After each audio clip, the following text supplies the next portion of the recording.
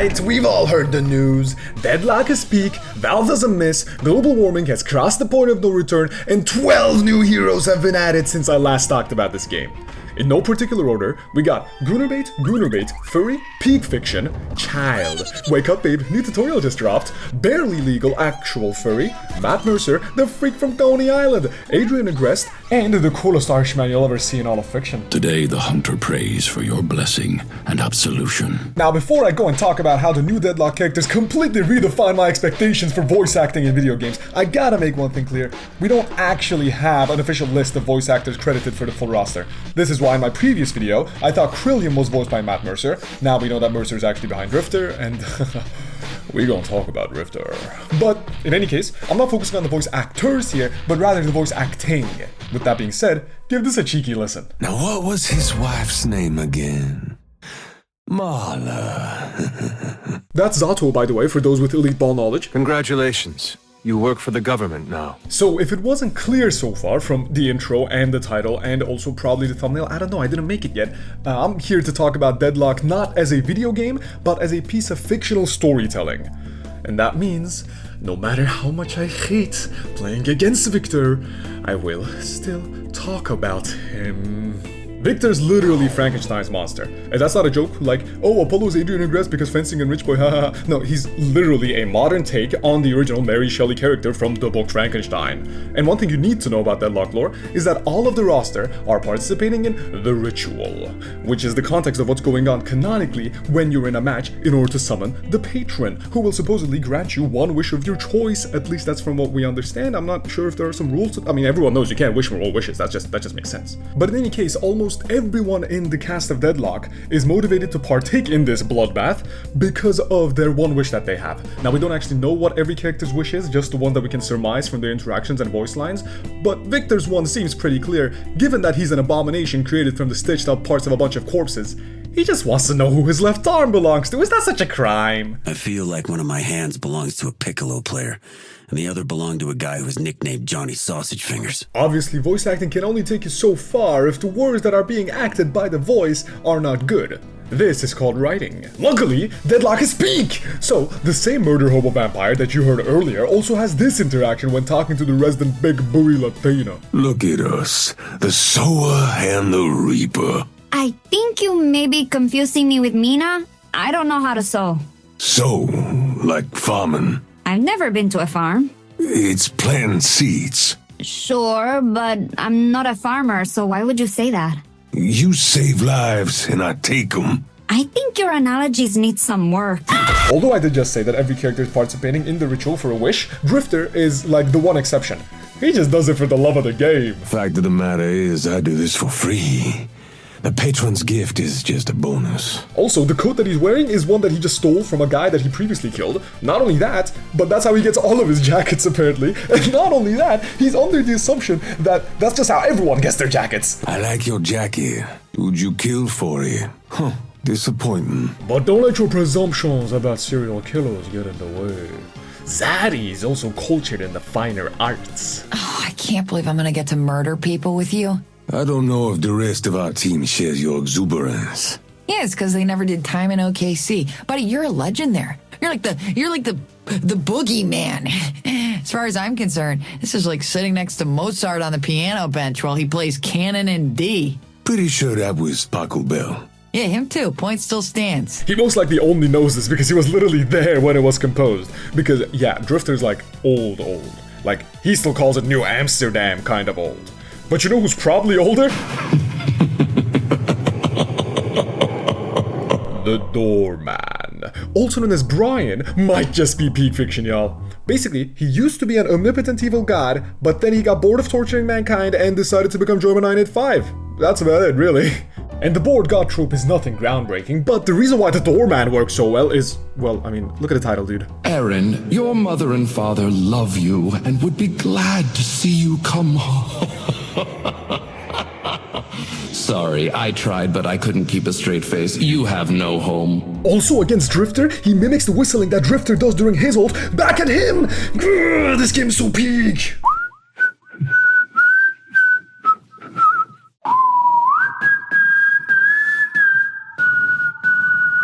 Finally! him. They added Warwick to Deadlock, and they made him into a her, and they gave her a human form, which keeps a tail for all the furry freaks, and even made her an alcoholic deadbeat because goddamn they know their demographic. If it wasn't obvious, she's doing this for the money, which she says she'll use to get her life together, but let's be real, we all know where that money's going. What are you doing after the ritual? Hitting a bar. Fun fact time for a fun fact that you can tell your friends and they'll be like, whoa, that was so much fun, and it sure was a fact. Silver's gun is called Hair of the Dog, which at first might just seem like a weird way of tying it to the fact that Silver's a werewolf, like woof woof zog, but the term hair of the dog actually comes from the colloquial English expression hair of the dog that bit you, which is used to refer to the alcohol that someone takes in the morning in order to counteract the effects of the hangover caused by yesterday's alcohol. Remember kids, alcohol is good for you in all quantities, especially if it's being fed to you by a wolf-cut white-haired Dami mommy. Write that down. Psst. Keep slorking. Slorking it so hard. Unfortunately, she doesn't like the coolest motherfucker to ever exist. Probably because she's jealous of how cool he is. I don't give a shit what the Baxter Society says. People don't change. Take one out, fix my hair, take out another one. Shiv's lore actually has a lot more to it than just monkey boy who knows how to use a knife. He works with a group of monster hunters called the Baxter Society, where he was appointed by Great Talon, the old guy, and he's also a founding member himself, by the way, as his replacement when the old man retired. Now, the astute among you will have observed that Shiv himself is quite monster-esque.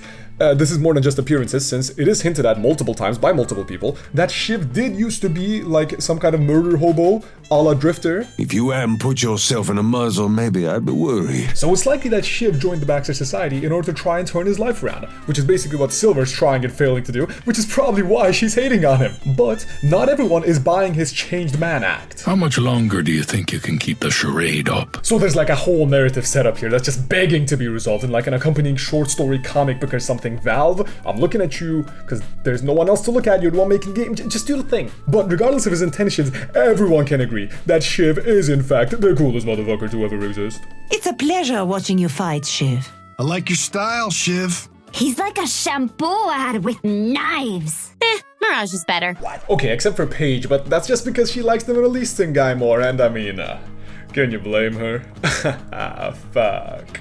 Her entire personality is that she's literate. And Billy's entire personality is that he hates things, but wait for it, that's the point. Billy's characterization is actually so much more genius than it lets on.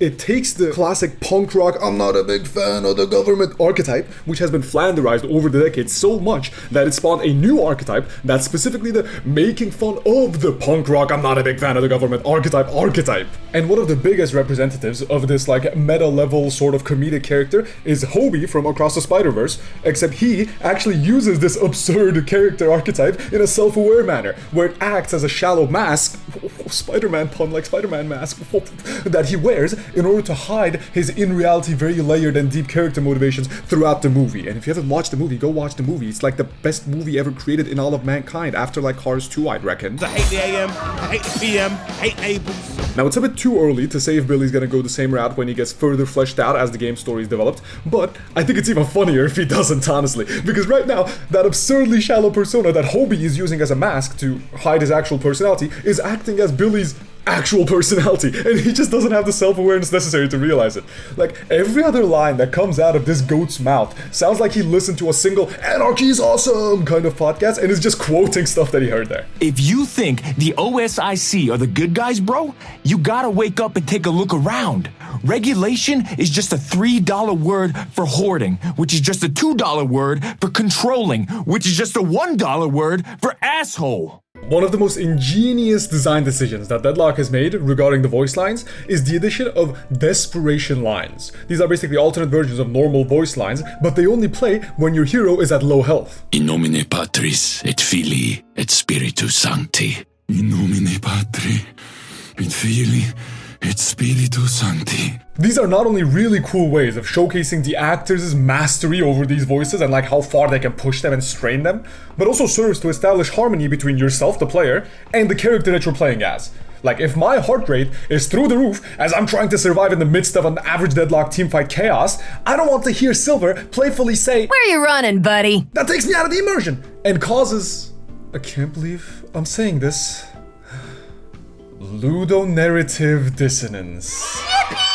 Now, on the other hand, if she's barely able to form a strained God, I hate my life. when I use her ability, that makes me feel like I'm not just playing as Silver, but I am Silver in that moment. This also kind of acts like an auditory HUD. Like, you know how the edges of your screen turn red when you're low HP in video games to subliminally tell you that you're low HP even if you're not paying attention to it? Yeah, it's like when you hear your character struggling when saying voice lines, that becomes that character pleading to you, the player, to not lead them to their death. Because at the end of the day, when you miss your shots because you're a scrub, it's your hero that pays the biggest price. So it's no wonder then really that some of these desperation lines are some of the rawest voice lines for many of the heroes. I'm going to kill you. The fight ends when I say it ends. The heavens bow to me. For the Jinn! The Jinn in question is actually Ambassador Nishala Dian, who is under the constant protection of her devilishly handsome bodyguard, Mirage, aka Mohammed. Statistically speaking, that is, I don't know, I'm just guessing. They're actually pretty chill, they're just here because they want to buy Wyoming. I heard the Jinn want Wyoming.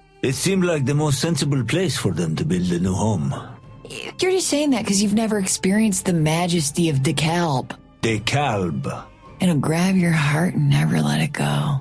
I will look into this place. I love me a man who engages in international diplomacy.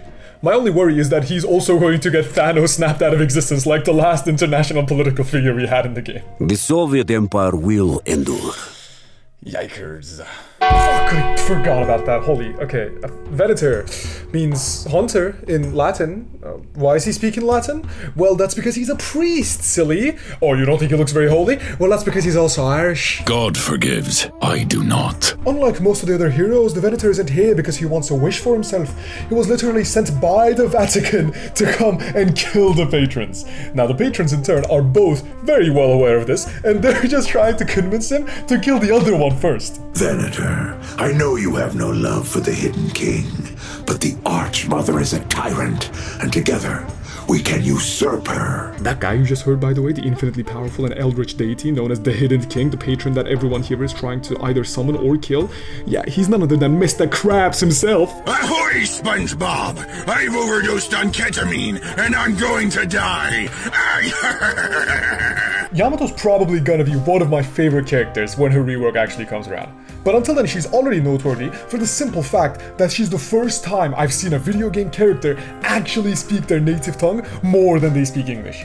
Because every hero shooter has characters from like different nationalities, right? It helps with representation, cast diversity, and I like it when I see Emre in Overwatch because I have a friend called Emre, and I'm like, dude, they put you in Overwatch, and it's funny! But this is always executed in like a half-assed compromise because they keep having these non-Anglophone characters speak in English 99% of the time. Because, I mean, they obviously want the players to be able to understand what they're saying without having to learn a whole-ass language. Like, I understand the reasoning behind it from a pragmatic point of view. But it doesn't change the fact that I find it very silly that the nationalist French character goes crap when they miss a shot instead of the more appropriate oh putain Mel, especially when they're just talking to themselves and not even interacting with the rest of the cast. Yamato's voice lines understand this perfectly because like 99% of our voice lines for ability usage or upgrades or item purchase or soul interactions, etc. are fully in Japanese, and she switches to English for all of the voice lines where she's communicating with others, whether that be like the rest of the cast, you know, in-universe hero interactions and conversations, or the players and their teammates, like cooldown status or reminding the player to hit the shop, or like I see Makuginis. Like, it just makes sense, it's well thought out, I like it, you know, what can I say, I just like it. 坂